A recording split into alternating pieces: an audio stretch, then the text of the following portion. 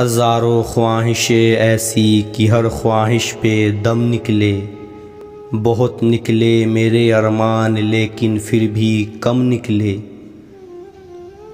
غالب صاحب کی زندگی بھوکے پن غریبی میں گزری، لیکن وہ بہت ہی خوددار تھے۔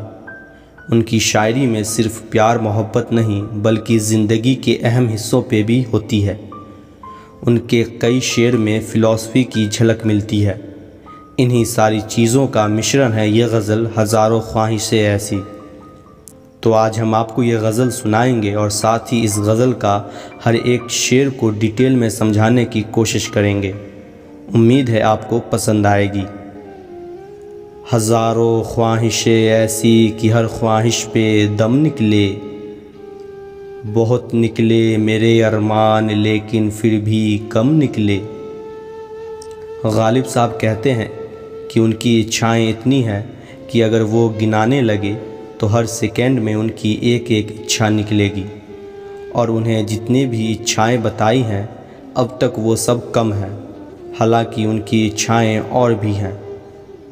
اس شعر کا دوسرا مطلب ہے کہ غالب صاحب یہاں انسان کے اچھاؤں کے بارے میں بتانا چاہ رہے ہیں کہ کیسے انسان خوش نہیں رہ پاتا، ہر وقت ہر پل اسے کسی نہ کسی چیز کی خواہش ہوتے رہتی ہے۔ انسان کی خواہشوں کی کوئی لمٹ نہیں ہے۔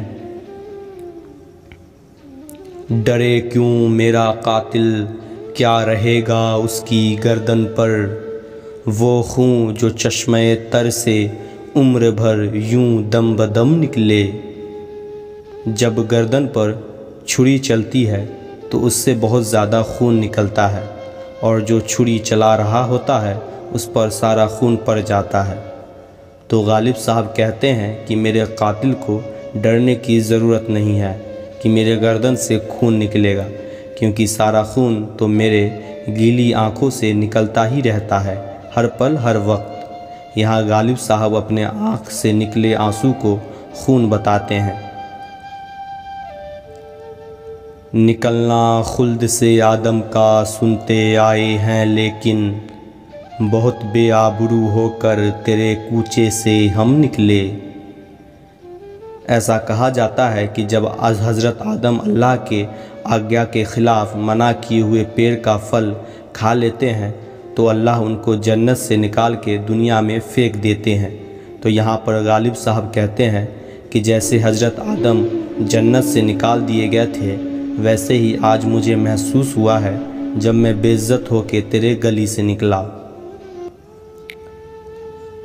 بھرم کھل جائے ظالم تیرے قامت کی درازی کا، اگر اس ترائے پور پیچو خم کا پیچو خم نکلے۔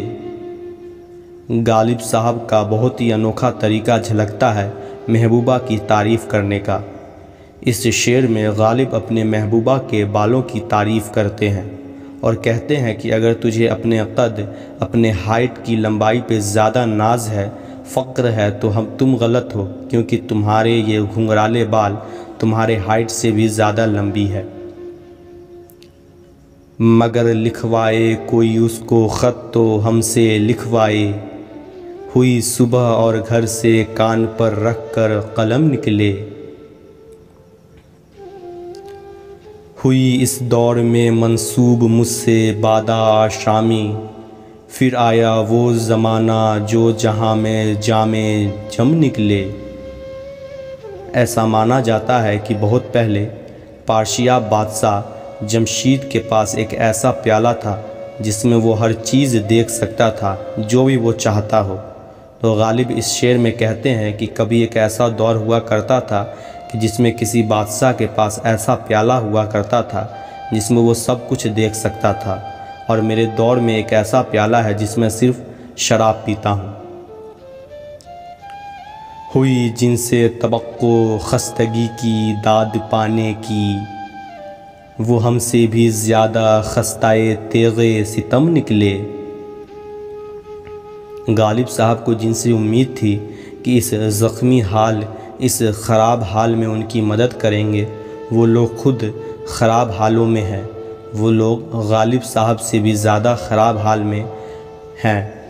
آپ نے ایک گانا ضرور سنا ہوگا، دنیا میں کتنا غم ہے، میرا غم کتنا کم ہے۔ تو اس شعر کا یہی مطلب سمجھیے۔ محبت میں نہیں ہے فرق جینے اور مرنے کا، اسی کو دیکھ کر جیتے ہیں جس کافر پہ دم نکلے۔ یہ شعر یہ بتاتا ہے کہ کیوں غالب صاحب آج تک ہمارے بیچ زندہ ہیں۔ اس شعر کو غالب صاحب نے اتنی بدھیمانی سے کری ہے کہ کیا ہی کہنا۔ غالب صاحب کہتے ہیں کہ پیار میں جینے اور مرنے میں کوئی فرق نہیں ہے، میں اس محبوبہ کو دیکھ کر جیتا ہوں جس پہ مرتا ہوں۔ دوستو، یہ شعر بہت اٹپٹا اور کافی دلچسپ ہے، اگر سمجھ نہیں آیا تو تھوڑا غور سے سوچیں۔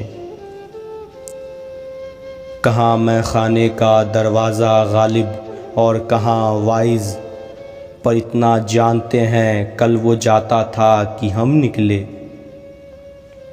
غالب صاحب کہتے ہیں کہ جب میں شراب گھر سے نکل رہا تھا تب میں نے اس نصیحت دینے والے کو وہاں سے جاتے دیکھا۔ اس شعر میں غالب نصیحت دینے والوں پر طنز کستے ہیں اور کہتے ہیں کہ جو دوسروں کو نصیحت دیتا ہے گناہوں سے دور رہنے کا، وہ خود گناہ کرتا ہے۔ دنیا میں ایسا کوئی نہیں ہے جو گناہ نہ کرتا ہو۔ ہزاروں خواہشیں ایسی کہ ہر خواہش پہ دم نکلے، بہت نکلے میرے ارمان لیکن پھر بھی کم نکلے۔ دوستو، آپ کو غالب صاحب کی اس غزل کا ایکسپلینیشن کیسا لگا کمنٹ کر کے ضرور بتائیے گا، اور یہ بھی بتائیے گا کہ کون سا شعر سب سے زیادہ اچھا لگا۔ ایسے ہی تمام اردو شاعروں کے اردو غزل اور اردو شاعری ہندی ارتھ کے ساتھ سننے کے لیے چینل کو سبسکرائب کر سکتے ہیں۔